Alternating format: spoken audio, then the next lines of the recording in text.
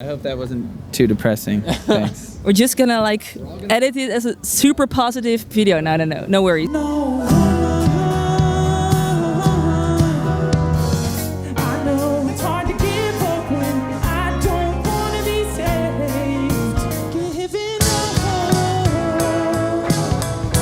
Whitney, hello.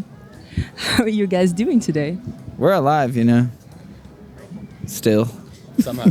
We're somehow alive.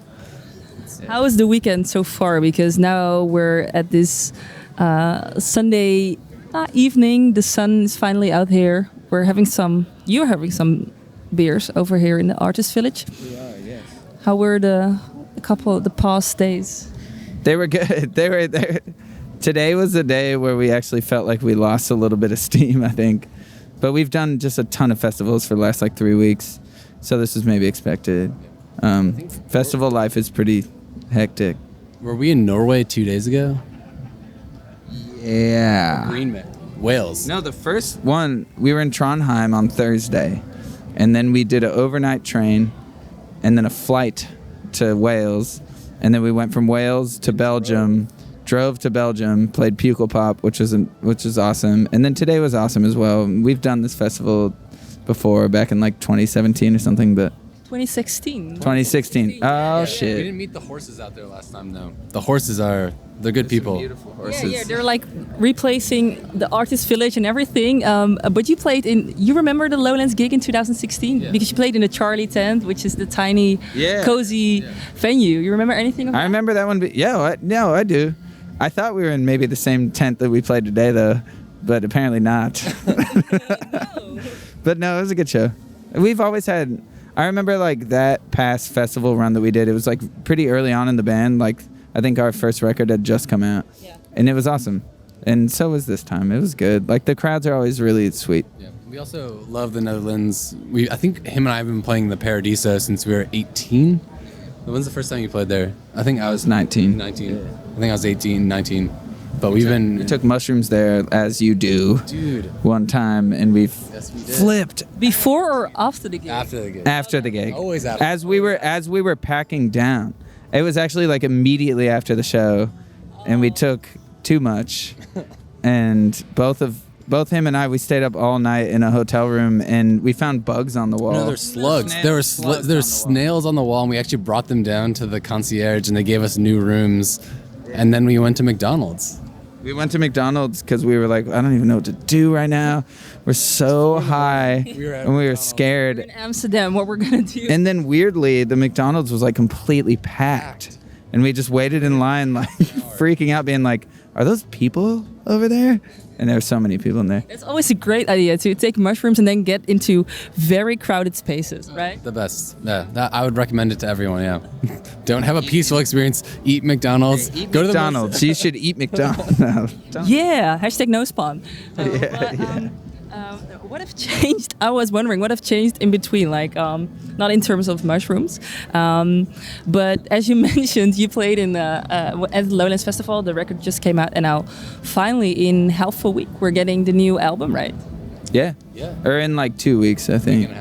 Week and a half. I don't know. I mean, a bunch has changed. We changed as songwriters. There's a bunch of catchy melodies on the new record, and the lyrics are maybe even more depressing than the last record. How come? I don't know. It's we don't want to talk too much about American politics because they're terrible. Yeah. They're that depressing that it's not even fun to talk about.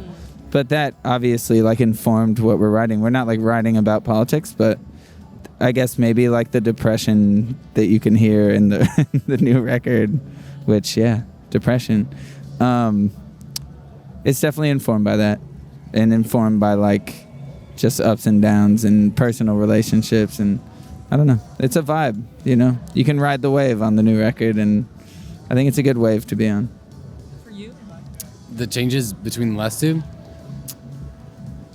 I agree. Maybe in terms of influenced by music or anything that we could expect of the record. I think the influences were a little more based on songwriting pared down to its most intimate form in the very beginning, so we were very focused on writing songs that could be performed as a big band, but also as like a duo in some senses. So it kind of made us focus on lyrical content and chord structures a lot more in the first album, which was a lot more open and more of a band thing. But I think this album started a lot from more of an intimate setting and then was expanded.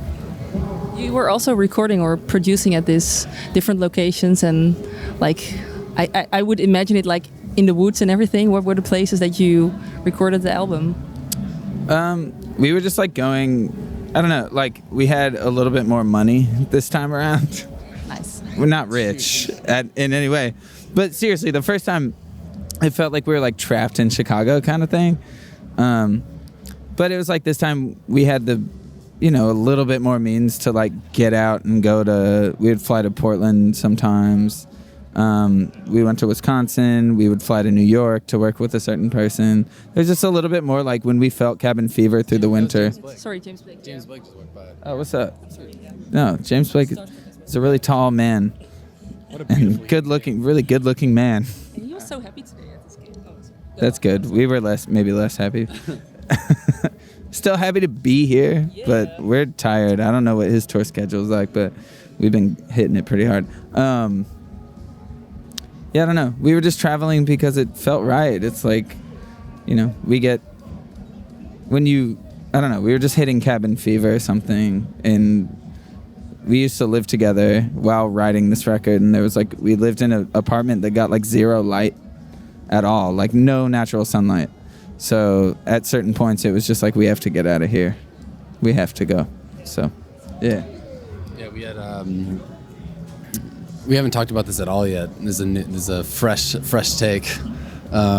We had a downstairs neighbor who I think we drove a little crazy, and she had to move out of her apartment because all we were doing was playing our songs over and over again for like 2 months, and she moved out. I think She moved out after coming up to our apartment and just being like, you have to fucking stop playing this song. And I was like, yo, I'm sorry. Like, we haven't talked about it because I feel bad. I was like, I don't want to drive you crazy, but like, it's literally our job. Like, we tried to have a really productive conversation, but then her dog ran into the room and jumped on our couch, and I was like, yo, get your dog out of our house. I'm sorry. Like, it was weird. We were as sweet as we possibly could be. Do you think she ever went to a gig of yours? No disrespect to that lady, by the way. Her, yeah. I fully understand her position. Like, we were losing our minds too. So, What's the situation right now? Because you're gonna perform these new songs. We heard some of the new singles, which I really love. Where and when are you rehearsing those tracks? Is that in a tiny apartment with neighbors in the middle of the night as well, or? No, we're rehearsing them here. Yeah. Just trying a little bit. No, they sound good now. But we actually went to Michigan, and we got like an Airbnb for like a week, and I got some of the worst poison ivy ever. Do you have poison ivy here? Do you know what that is? Poison oak or poison ivy? It's a plant that gives you a really terrible rash. Oh yeah. I walked through the woods during the rehearsal sessions and got really bad poison ivy and couldn't wear shoes for 2 weeks. And so that was so that happened. Still some rock and roll, not fighting with the neighbor. Not rock and roll, not cute. No. It wasn't cute at all. Embarrassing. We were like, we went to New York to do a bunch of press after that, and we just mentioned it every single interview. It's like, yo, you want to see Max's foot? Because it looked like his foot was about to fall. It was like a zombie. Have you ever seen a zombie movie? You know, like, it was like my foot was falling apart. I could just like tear the skin off. You know. You were showing it to them. Kinda. I mean, like everyone who wanted to look, Yeah. we were actually showing them pictures of it. Because actually seeing it in person might have like made you faint. Yeah, that would be great press. So if you like in every interview would Yeah. Well, Hey. it was really funny. We had one photo shoot where we were in suits, but I couldn't wear shoes, so I was wearing socks and I was bleeding through my socks. We were in like YSL suits. Yeah. We were in like super expensive suits, and his foot was just like bleeding through every sock that he put on. They were like trying to put shoes on his foot. It was like pretty funny. It was like a fashion-y. Everything okay right now? Is it? I'm healed. I'm better. I'm recovered. I feel great. My feet look terrible, but they don't hurt. So Feet always look terrible. my though. feet are pretty gross. Yeah.